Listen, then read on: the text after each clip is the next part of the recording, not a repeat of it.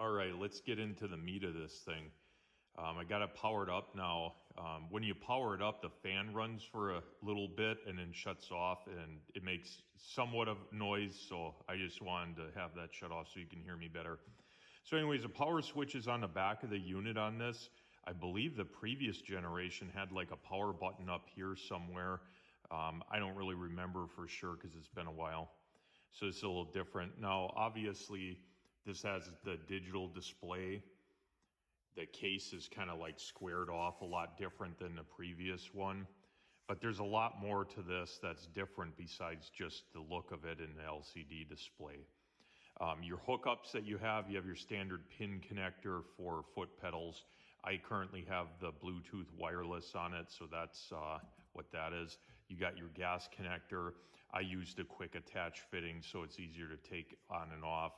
And then you have your DINS connector for your TIG torch and your ground cable. So this is very much down here, much the same as their other TIG welders. So let's start talking about this thing here. Basically, you have this, which is your amp adjustment when you're on the home screen. You have your home button. You have your save function. You have a USB port here for using like flash drives, either to update the settings or the software on here, or to save your welding parameters to where you can transfer it to another welder. You have all of your buttons down here, which coincide with the features listed right here. And then you have what shows here is your screen. You have your TIG torch, because that's the mode we're in. That replicates the AC wave because it's on AC TIG. You have your overall amperage. So it functions very much like the previous generation. It's just your settings you're seeing here, very easy to adjust. Let's start talking about some of the stuff that's down here. So you got the process button. We'll hit that. Right now, it's an AC TIG, as you can see where the check mark is. But you have AC and DC TIG with high frequency start. You have AC and DC TIG with lift arc. And then you have AC stick and DC stick. I don't believe the previous model to this could do AC stick. I don't remember. If it did, just leave a comment. Not really a big deal. I don't weld on AC stick anyways. Most people do DC. So let's start out by switching it over to DC TIG. You just rotate the knob, press the button, and now we're in DC TIG. These are some of the parameters that you can adjust for that DC TIG right here. Let's start and go into this one. Now, some of these you can actually go from the home screen as well, but let's just start here. So the trigger mode, what that's referring to is how you're going to control the arc. Right now it's in foot pedal mode. If you had a fingertip control on the torch, you could use that. You have the push button, standard and hold, 4T, and so on. Basically, those are all methods to control the amperage control remotely without using a foot pedal. So guys that are out there, say you're welding underneath a pontoon boat or something, and using the foot pedal just isn't going to cut it, you would start going into those. The push button, standard and hold, those kind of refer to if you have a torch switch and you can press it down and hold it to keep welding, or you can press it down and release it and the arc will stay lit when you release it. And then when you want to end the arc, you press it down and release it again to end the arc. So I'm not really going to get into that much beyond there, but that's what that's for. We'll skip over this pulse. We'll come back to that. The Tungsten Selection, so right now it shows 1/16, and you change it based on the tungsten that you're using. So I mostly use 332, which they say recommended amperage is 60 to 250 amps, and I'll select that.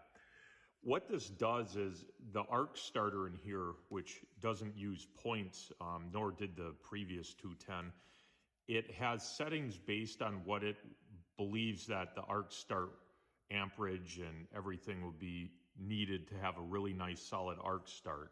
Because obviously if you have a bigger tungsten, a thicker diameter tungsten, it may take a little bit more time on the arc starter to get the arc lit. So it slightly tweaks that. I don't really see it as really a big benefit or bonus. I'm probably really not going to be screwing around with that much. One thing that I did find that's pretty unusual, you can actually go under general and then literally enter all of your own settings. So you can see starting amperage 25 amps, you got your start time, your slope, and your minimum amperage. So all of that's different. Now this will only go down to 10 amps with a 3/32 tungsten. If you select smaller, the machine will go down to as low as 1 amp. But on the standard 332, it only goes to 10. And it has a little bit hotter of an arc start. So anyways, we'll just go back. We'll change that back to 332, which is what most people run. And that takes care of that. So let's go under the pulse mode, and I'm going to talk about that because that's a new feature that this has. And it's currently off. We'll turn it on. All right. So not only can you adjust the pulses per second, which right now it's at 100 pulses per second, you can adjust the peak on time and the background amperage and the wave shape. So most welders that have a pulser, at least any kind of an advanced pulser, you can adjust what's called a peak on time and a background amperage. And what I'll do to help you understand what that is, I'll go here. Your standard pulse is like what's depicted here. It's a square wave. The lower part is what's called the resting amperage. The peak is what's the pulse amperage, and the time it spends from this point to this point is basically how long the pulse is on for. So this machine, if you have it set at 100 amps with a background percentage of say 60, that means at the peak here, it's at 100 amps. At the lowest point, the rest period, it's going to be at 60 amps. And it's going to basically go from 60, instantaneously 100, 60, 100. And all of that's adjustable in here, and I'll go back to that.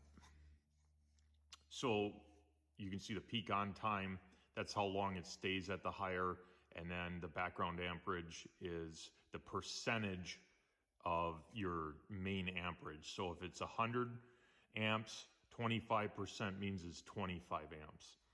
The other interesting thing here, so this is new for this year, the pulse wave shape, and I'll just select that right there, which we were in.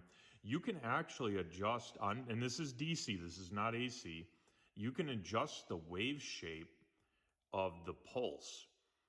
So the traditional pulse that every other TIG welder on the market uses is a square wave, like what you see here, where it's instantaneous on or at rest. You can change it to where it has a sine wave on a pulse, and what that does is it essentially only has a short time at peak amperage, and it kind of rounds the amperage out a little bit, so the heat input will be a little bit less, may give you a little bit better control on really thin material, especially like triangle wave, where you're spending so little time at peak and more or less more of your time in the meat of it. So I don't know how beneficial this is really going to be honest with you. I've never had a welder that can do this. I believe this welder is the only welder that can do that. So I'm going to have to experiment with that and see how well it works. So let's go back here. And I'm just going to go and turn this off since I generally don't weld with pulse. And there we go.